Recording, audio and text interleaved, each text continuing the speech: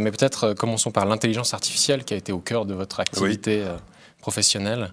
C'est une thématique qui revient beaucoup aujourd'hui dans le débat public, dans l'actualité, notamment avec ChatGPT qui est sorti l'année dernière. Alors peut-être pour commencer, qu'est-ce que l'intelligence artificielle ? Alors pour commencer justement, on confond intelligence artificielle, on croit que l'intelligence artificielle est intelligente alors que c'est essentiellement des automatismes améliorés. Et alors dans certains cas, on utilise de véritables réseaux de neurones, mais ça n'en reste pas moins une amélioration de principes d'automatisme. C'est-à-dire que la question qui se pose, c'est est-ce qu'un réseau de neurones est intelligent ? Alors, déjà, il n'y a qu'une petite partie du marché qui utilise de véritables réseaux de neurones dignes d'être qualifiés d'intelligents. En général, c'est plutôt des grosses... ça fait plutôt appel à une grosse quantité de mémoire. Donc, on a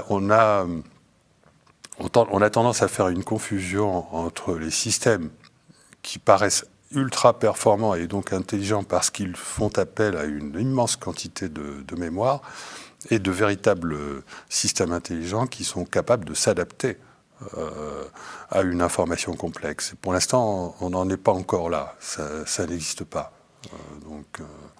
Quand vous dites adaptation à une information complexe, c'est-à-dire ? C'est-à-dire être capable de détecter qu'est-ce qui est cohérent, quels sont les thèmes, comment on appelle ça, les primitives répétitives dans cette information et d'en faire quelque chose. On n'en est pas encore à ce stade. Est-ce que vous pensez qu'un jour, finalement, une machine pourra être aussi intelligente qu'un être humain ? Alors oui, je pense que malgré tout, l'intelligence artificielle va se déployer et sera très très performante, bien sûr, mais il ne faudra quand même pas confondre avec l'intelligence humaine parce qu'on n'appréhende pas du tout les mêmes informations ou les informations complexes de la même manière. Et puis surtout, moi ce que j'ai compris à force de faire de l'intelligence artificielle, ce que j'ai compris sur le tard, parce qu'au départ j'étais très matérialiste, c'est que la vraie intelligence a besoin de la conscience.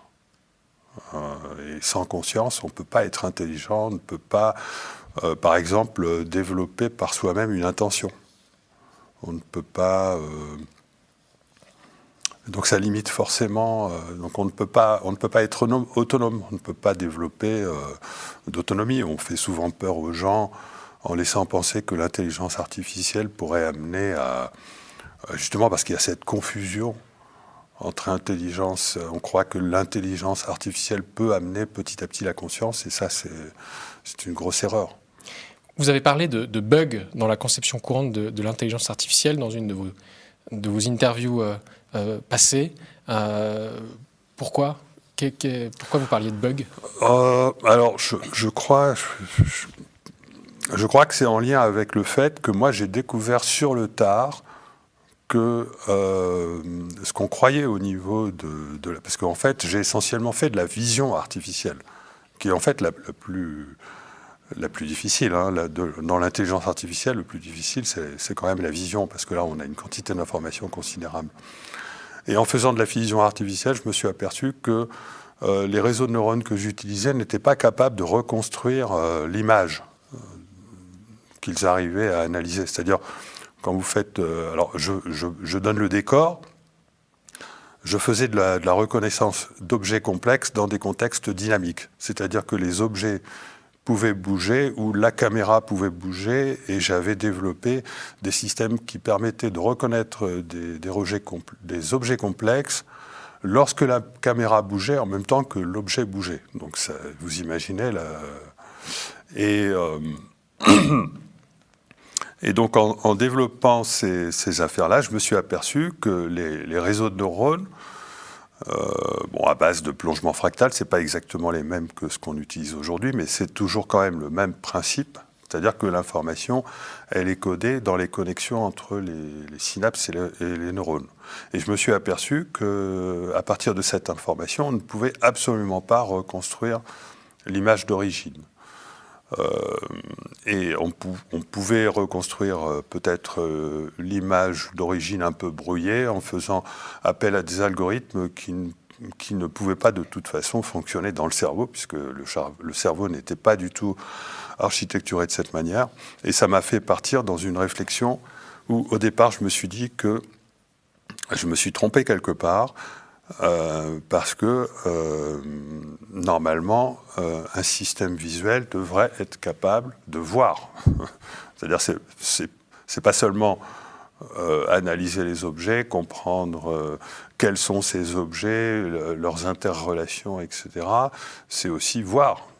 Une machine devrait pouvoir voir. Mais pour qu'une machine puisse voir, il faut que, à partir de l'information qui est intégrée par la machine et qui fait l'objet d'interactions entre différentes couches neuronales, on puisse recréer une image.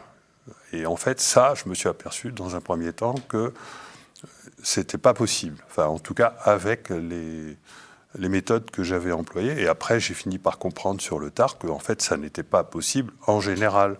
C'est-à-dire qu'aucun réseau de neurones, aucun système de vision artificielle n'est capable de reconstruire l'image qu'il parvient à analyser. Et donc, ça m'a fait rentrer dans une réflexion sur, mais alors, comment la conscience visuelle serait-elle possible? Puisque s'il n'y a même pas d'information visuelle, comment pourrait-il y avoir de conscience visuelle? Et ce n'est que sur le tard que j'ai compris que c'est parce qu'il y avait erreur, un bug, donc c'est-à-dire un bug de conception. C'est-à-dire que aucune intelligence artificielle ne peut développer la conscience. Et donc, que la conscience n'est pas stockée dans le cerveau, ou en tout cas n'est pas produite par le cerveau. La conscience n'est pas produite par le cerveau, et comme la conscience est indispensable à l'intelligence, parce qu'il ne peut pas y avoir d'intelligence sans choix, il ne peut pas y avoir de choix sans, information quantique, il faudra définir ce que c'est. Il ne peut pas y avoir de conscience sans information quantique, et donc il va falloir attendre les ordinateurs quantiques, déjà pour commencer à rentrer dans une véritable intelligence artificielle. Et encore, il ne faudra pas se tromper, qui dit information quantique ne dit pas nécessairement conscience. Alors peut-être que je vais définir ce qu'on appelle... Ce que c'est l'information quantique. Information quantique. Alors l'ontologie quantique, le quantique, c'est le fait que on peut avoir plusieurs états superposés pour une information, c'est-à-dire une information peut ne pas être définie parfaitement, mais vous pouvez avoir, on dit souvent par exemple, un objet qui est partout à la fois, ou des événements qui arrivent simultanément selon leur... c'est-à-dire les différentes variantes d'un événement arrivent en même temps. C'est l'ontologie du multivers, c'est-à-dire des états superposés, etc. Des qubits. Alors ça devient complexe. Voilà. Comment définir finalement ces terminologies de manière compréhensible? Peut-être multivers, par exemple. Qu'est-ce que c'est exactement? Enfin, comment vous le recoupez par rapport à la thématique? Le multivers, c'est l'idée que tout ce qui est possible existe en même temps. Toutes les variantes de vos vies que vous auriez pu avoir existent en même temps, et simplement une seule sera vécue. Et pour qu'une seule soit vécue, il faut qu'il y ait une conscience qui fasse qu'une seule chose est vécue. C'est-à-dire, en fait, il semblerait que, de plus en plus, on se rend compte en physique, à travers différentes théories ou interprétations depuis plus d'un siècle, la mécanique quantique, mais aujourd'hui, les meilleures théories comme celle, je cite rapidement, mais je ne vais pas le développer, celle du solipsisme convivial, qui à mon avis est la meilleure théorie pour comprendre ce que vient faire la conscience dans cette affaire, dans le quantique, mais en général. Nous vivons dans une réalité quantique, nous vivons dans un multivers quantique, et c'est la conscience qui fait que nous vivons dans une seule réalité. C'est-à-dire qu'il y a un choix qui est fait, qui n'est pas compris par la science, qui est hors toute causalité.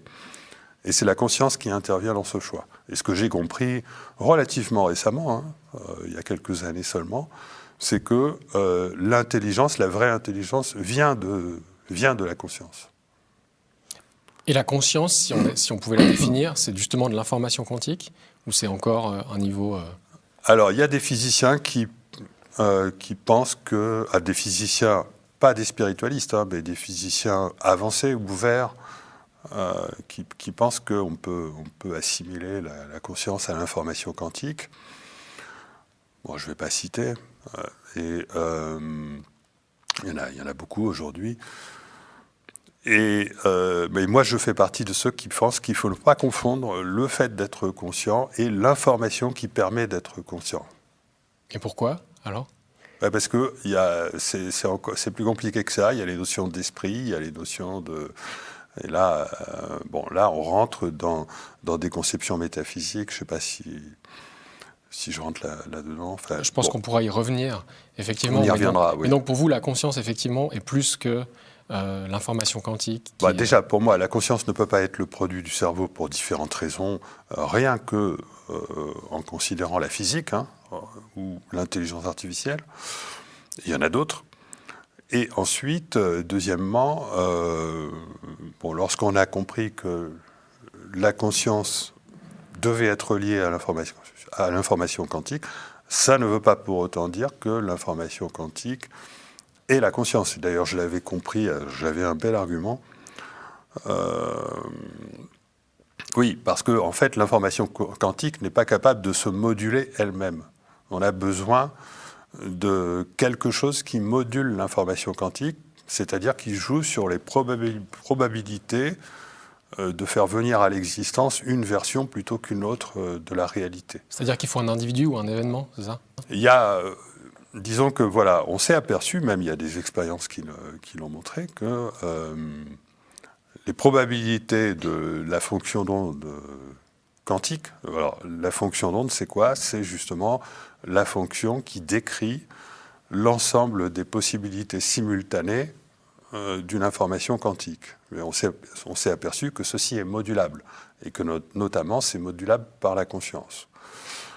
Mais par contre, on ne sait absolument. Par contre, une information quantique considérée telle qu'elle, on ne voit absolument pas comment elle pourrait être modulée. Donc il y a bien un facteur différent de l'information quantique qui intervient pour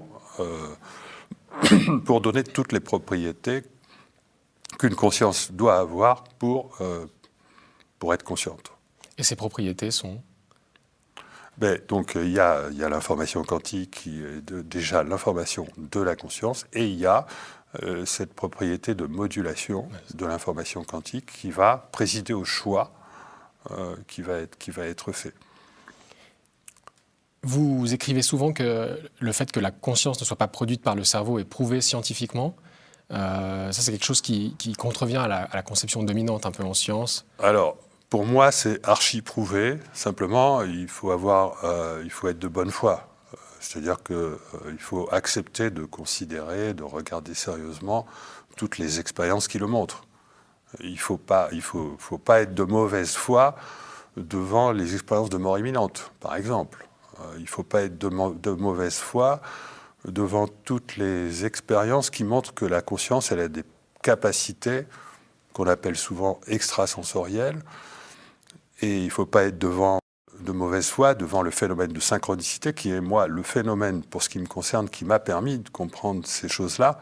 Et donc, il faut arrêter de rejeter d'un revers de main toutes les expériences, y compris scientifiques, qui ont été faites depuis des décennies, qui démontrent ces propriétés extraordinaires de la conscience, que le cerveau ne peut pas avoir. Donc il n'y a que la mauvaise foi d'un zététicien ou d'un scientiste qui consiste à dire on a triché ou je ne sais quoi, etc., qui fait que l'on refuse ces résultats. Donc quand on dit qu'on n'a pas les preuves, en réalité les preuves on les a depuis des décennies, Et moi, ces preuves, j'ai refait certaines de ces expériences, j'ai fait même de nouvelles expériences pour, dans un premier temps, me démontrer à moi-même que ces expériences que c'était réel. Donc en fait, pour moi, c'est archi prouvé. C'est prouvé expérimentalement, c'est prouvé par des témoignages, c'est prouvé par... Alors si on peut... Un modèle n'est jamais une preuve, mais on a les modèles de compréhension qu'il faut pour comprendre pourquoi la conscience n'est pas le produit du cerveau. Donc on a absolument tout. Et je ne connais pas... Et il n'existe pas de théorie physique qui soit reconnue comme réelle, qui ait autant de prérogatives qui démontrent que ce qu'on connaît sur la conscience. Je veux dire, on a les modèles, on a les expériences scientifiques, on a les témoignages. On n'a même pas ça en science pour les modèles qui sont reconnus.